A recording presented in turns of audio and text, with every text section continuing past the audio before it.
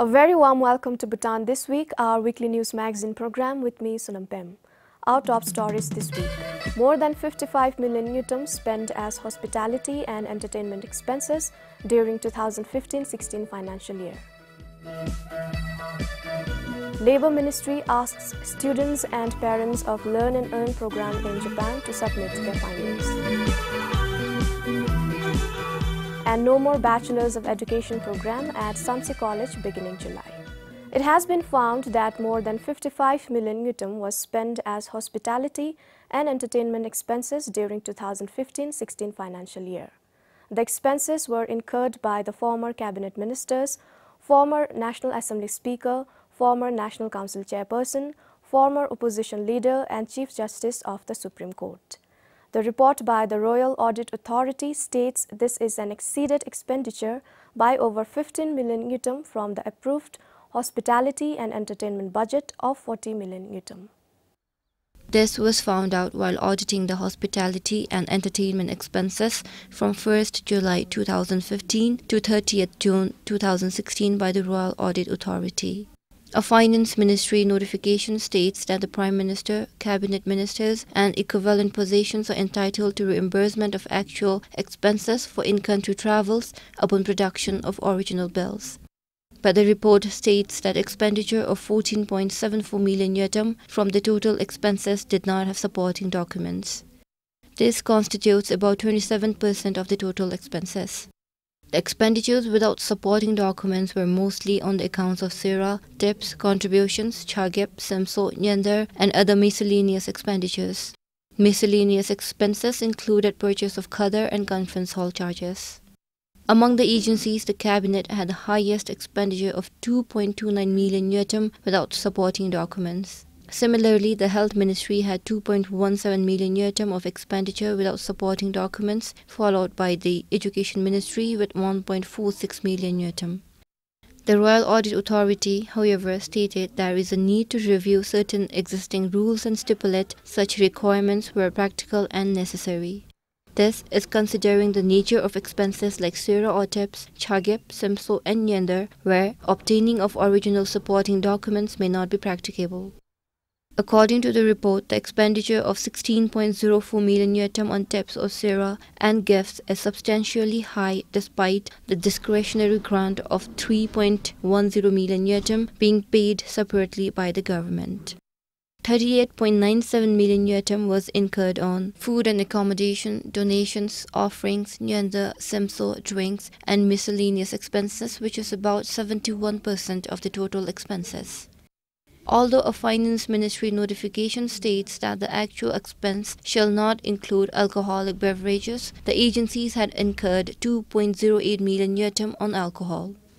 The report states that unlike the budgetary expenses which follow due process of budgeting cycle, the hospitality and entertainment budget under review does not follow due process of budgeting. The authority also reported increasing trend on hospitality and entertainment expenses. The annual expenditure increased to $55.01 million in 2015-16 financial year as compared to $42.07 million in 2014-2015. During the 2013-2014 year, it was $40.73 million. The expenditure always exceeded the annual approved budget during the 3 consecutive years. The RAA therefore recommended developing guidelines on hospitality and entertainment expenses to have proper limits on the amounts of gifts, donations and other expenses. This is to ensure adherence to maximum ceiling for the hospitality and entertainment budget and to have supporting documents for the expenditure, among others. Giledim for BBS News. Labour Ministry wants the students and parents who are involved in the BEO agents Learn and Earn program to submit their findings and reports from their survey. The ministry says their actions will be solely based on the findings and reports discovered by the parents and students.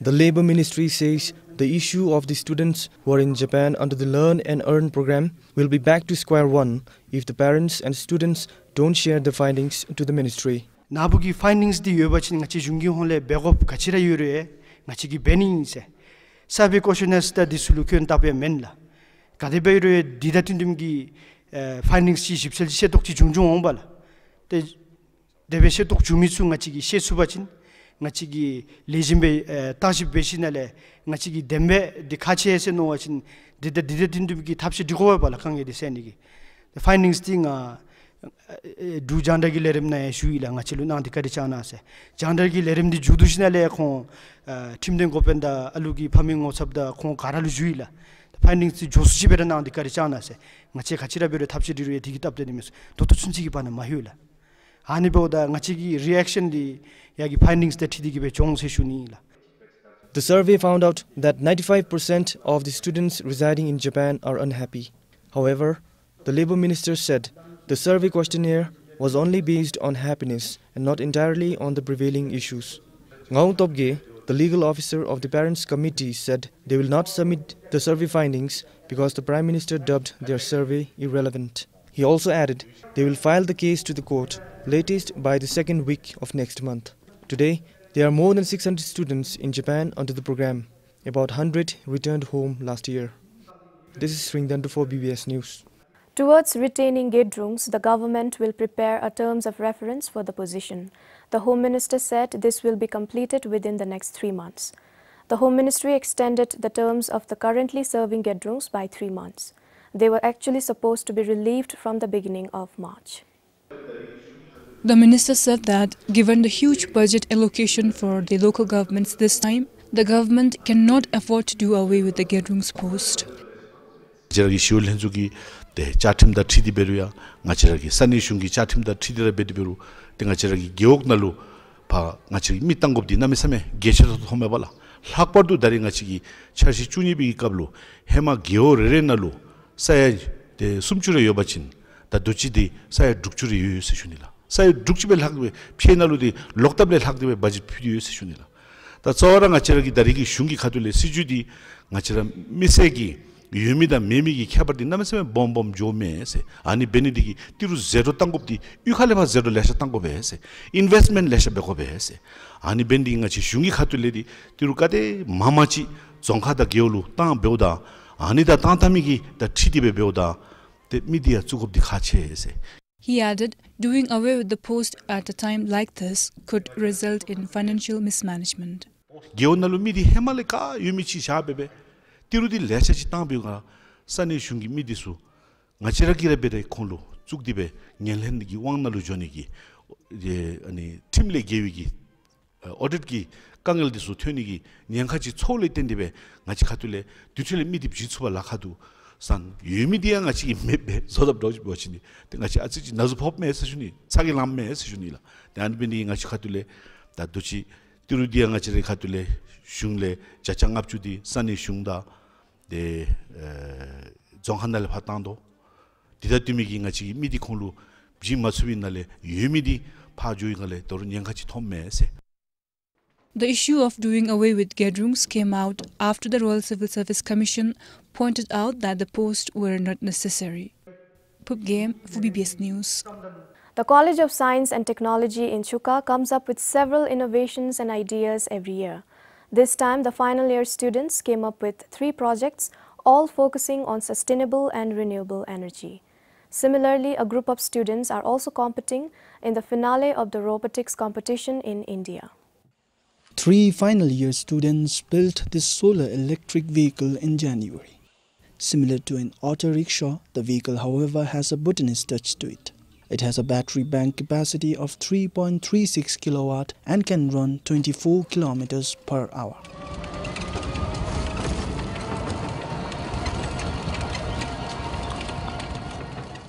It can accommodate 3 people including the driver. Students say this kind of vehicle is timely as the government is already planning to import electric vehicles. If we could work on making the electric vehicles, it will be of great benefit to the country as well as in creating jobs for ourselves. If we get enough investors and funds, it is easy to make such cars. We are planning to work on it further if we get some money. More than 200,000 Newton was pumped into the project. The vehicle was built in collaboration with JB Solar Solutions, a local fabrication establishment in town. Similarly, another group of students made a solar-powered water heater in the college. Today, the college mess uses 800 liters of hot water from it every day. The water heater has not only reduced cooking time but equally reduced power consumption as well. Currently,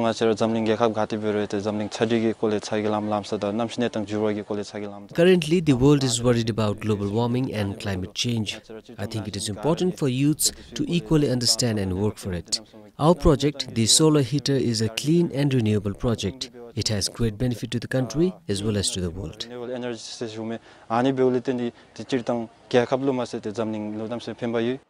And another group of students from the college also reached the finale of E-Yantra robotics competition at the Indian Institute of Technology in Mumbai, India. This is the first time a Bhutanese team has reached the finale. To reach the finale, a team has to pass through various tests and sub-tests online. Students say they worked for 5 months straight, even sacrificing their vacation to make a robot for the competition. Over 20,000 engineering students in India compete in the robotics competition annually. For Sonam Penjo in Finseling, this is Pasang Doji for BBS News.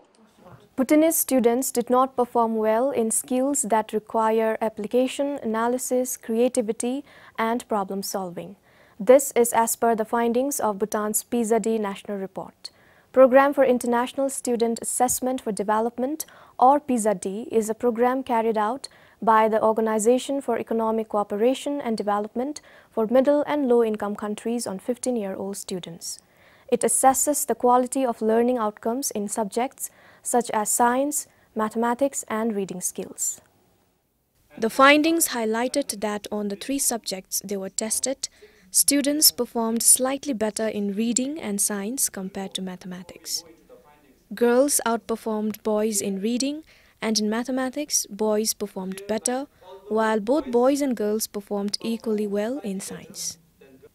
The findings also demonstrated that Bhutanese students have relatively broader knowledge and understanding compared to other 8 PISA-D countries such as Cambodia, Ecuador, Guatemala, Honduras, Panama, Paraguay, Senegal, and Zambia. The students are doing particularly well on tasks where they can, reproduce what they know. The students are not doing so well on tasks where they need to extrapolate from what they know, apply their knowledge creatively in new and unfamiliar situations. But those tasks are becoming increasingly important in the world. Now, the world no longer rewards us just for what we know. Now, Google knows everything. But the world rewards us more and more for what we can do with what we know. So I think this is an area where Bhutan can still work. PISA-D assesses 15-year-olds because in most countries, including Bhutan, these students are near the end of basic education. And it assesses students' literacy in reading, mathematics, and science as they are the foundations of education.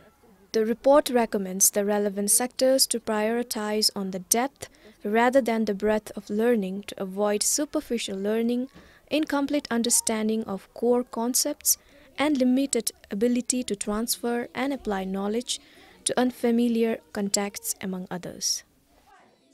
Well, PISA cannot tell Bhutan what to do. What PISA can tell Bhutan is what everybody else has been doing. When I look at the work organization of teachers, teachers teach a lot, but they spend less time with individual students, they spend less time with the students' parents, they spend less time with each other than in many high-performing education systems. The Education Ministry signed the Memorandum of Understanding for PISA-D participation in 2017 during the 18th National Education Conference to check the state of education in the country against the international standards. Over 2,000 students from grades 7 to 12 covering 53 schools participated in 2 hours test for PISA-D in 2017. The findings and recommendations from the report will be an important milestone for the education system to prepare students for life beyond classrooms. Sunampem for BBS News. From July this year, Samsi College of Education will not take in new students into its Bachelors of Education program. The decision was taken towards the end of 2018. The college, one of the oldest in the country, will now focus on postgraduate studies. It means only those with bachelor's degree can join the Samsi College for more advanced level of study. Every year, about 200 students enroll into the Bachelor's of Education in Secondary Arts program at the Samsi College of Education. These students are then expected to teach classes 7 till 10 students. However, it has been noted that B.Ed graduates found it difficult to teach classes 9 and 10 students. Increasingly, we were getting feedback from stakeholders and from various fields saying that the teacher qualification has to be increased. And for the B.Ed, we have only class 12 graduates. And then the schools, the Ministry of Education, Royal Education Council and ourselves, everybody felt that now we have come at a time where the teacher qualification has to be increased. The decision directly impacts the college's finances. Being an autonomous institution, the college has several new postgraduate courses in the pipeline and some already instituted to make up for the reduction in number of students. The current postgraduate programs are Postgraduate Diploma in Education, Postgraduate Diploma in Counseling and Master of Education in Physics, Chemistry, Biology and Mathematics. The college plans to start with Master of Education in Geography and English this year. Bachelor of Arts in Social Work will also commence from July. From 2020 onwards, the college plans to offer Master of Education program in 11 subjects. With the gradual transformation into a postgraduate education institute, the college is investing in its human resource. Currently, there are 10 faculty with PhD, while most of the faculty have at least a master's degree. Industrial linkages are being strengthened with foreign universities to cater to the increasing demand of qualified faculty. The college is also working towards getting involved in the selection of students for the postgraduate programs, which is being done by the Royal Civil Service Commission. Selecting people for teacher training program, I personally feel is not like any other jobs. You will have to have people who has the right attitude, the right aptitude, who genuinely wants to become a teacher. And we look forward to having people who will come to this postgraduate program not because they could not get into any other jobs. His Majesty the Third Duke Galbo established Samsi College of Education as a teacher training institute in 1968. In 1983, it was renamed as National Institute of Education, launching the country's first undergraduate program in secondary teacher education. Today, the college has over 1,100 students with 50 faculty members. From Samsi, this is Sharaf Doji, BBS News.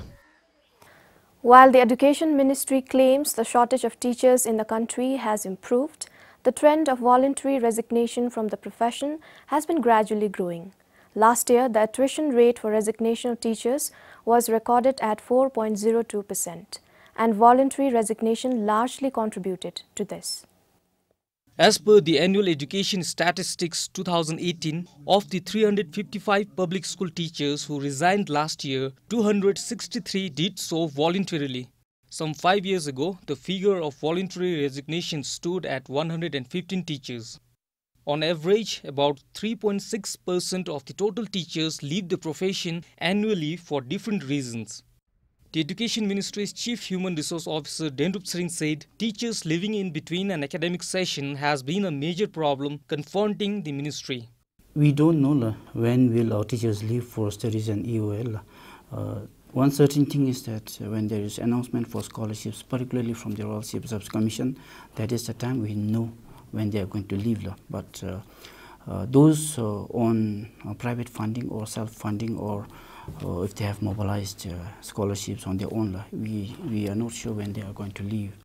Besides resignation, teachers going on long-term leave is what contributes to the shortage of teachers in public schools. As of June 2018, 794 teachers were on long-term leave such as extraordinary leave, maternity leave and study leave. At present, there is a shortage of around 500 teachers. Majority of it is for Zonga subject teachers. We will see more shortage in Zonka subject. It is because of the change in policy, whereby Zonka subject should be taught by Zonka teachers. This is the resolution of the 17th National Education Conference, which was held in 2017. There's also shortage in other subjects. The shortage in teacher need or teacher shortage vary from subject to subject. He added recruiting contract teacher is one option the ministry is adopting to solve the shortage. However, not all vacant slots are filled since some have to be saved for new regular teachers. The Royal Civil Service Commission has approved or granted approval to recruit teachers on contract till the time those teachers who have taken extraordinary leave or who have gone on study leave till they return. When there is overall teacher shortage in the system, the ministry makes a request to the Royal Civil Service Commission and get the approval and then recruit them on contract. This year, the ministry plans to recruit 347 teachers on regular and consolidated contract. Of it, 124 are already recruited, while the rest will be done within this week.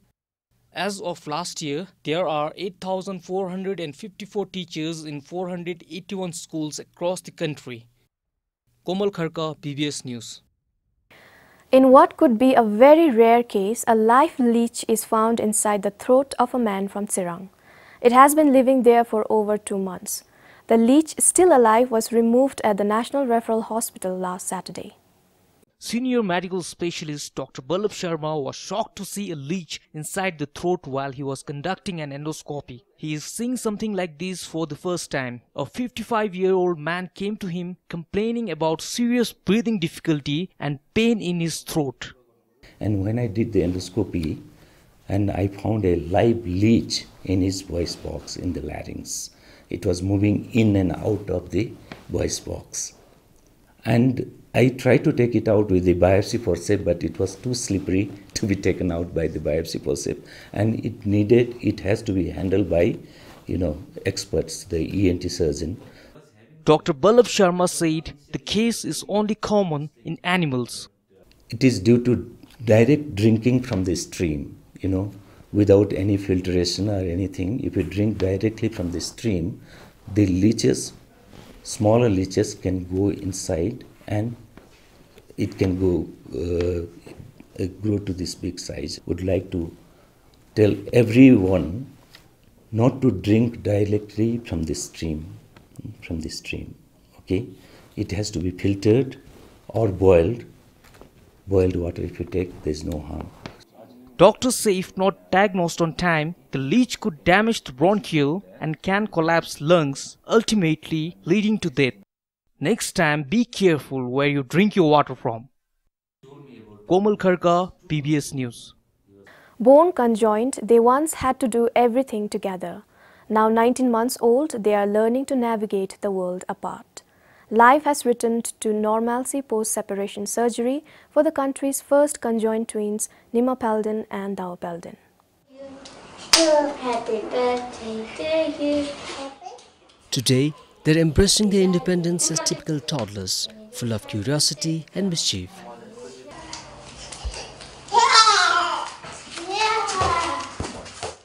Making an amazing progress, surpassing all expectations, Nima and Dawa are healthily recovering with their family in Finsoling.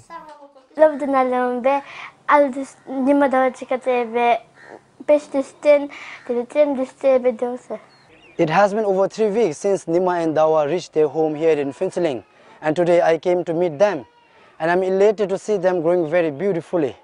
Even their neighbors here are very proud and happy to see their good condition. Born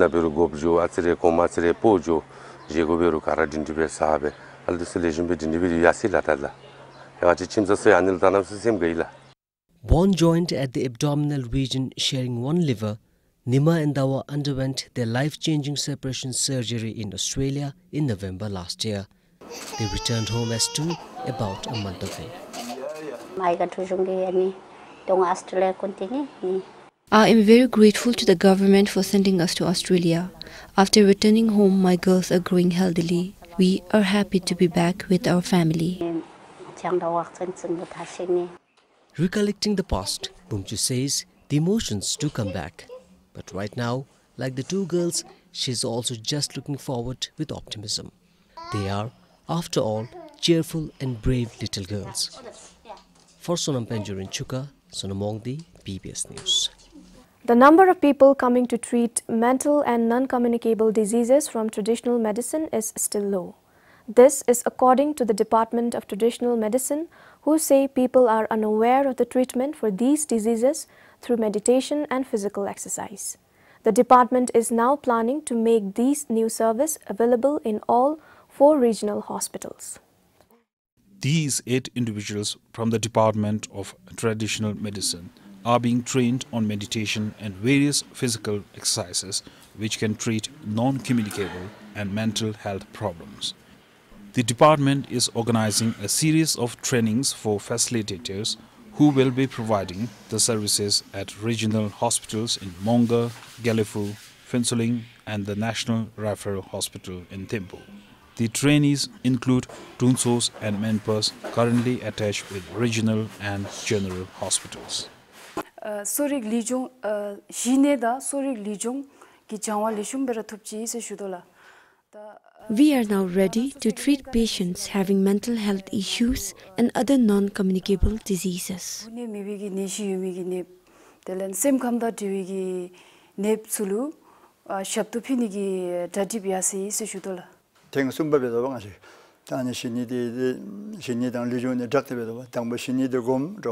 This is the 3rd batch we are training. Meditation should be done in the morning and physical exercise in the daytime. This can prevent both mental and other diseases such as diabetes.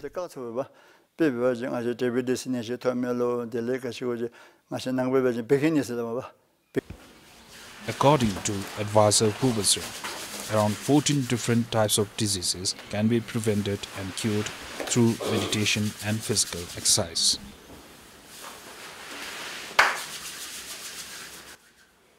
Darigi suda mi yipchi halam kechi gadachi ngachigi jongdar chinsai shunila. We have now trained about 28 people, including the ones from this training. We are aiming to make these treatment services available from regional hospitals of Mongar, Galifu, Phinsuling and Thimphu. Thimphu, Phinsuling gi mengkang disulu the ngachigi da shineda lujungi shapto the misugi. The recent 10-day training held in Punakha ended on Tuesday. More than 170 patients have been treated for mental and non-communicable problems since the service was started in June last year. Compiled for Chengadoji in Wangdi Fodrang, Kinzang Ishi for BBS News. Well, that's all we have for you this week. Thank you for joining us. Goodbye.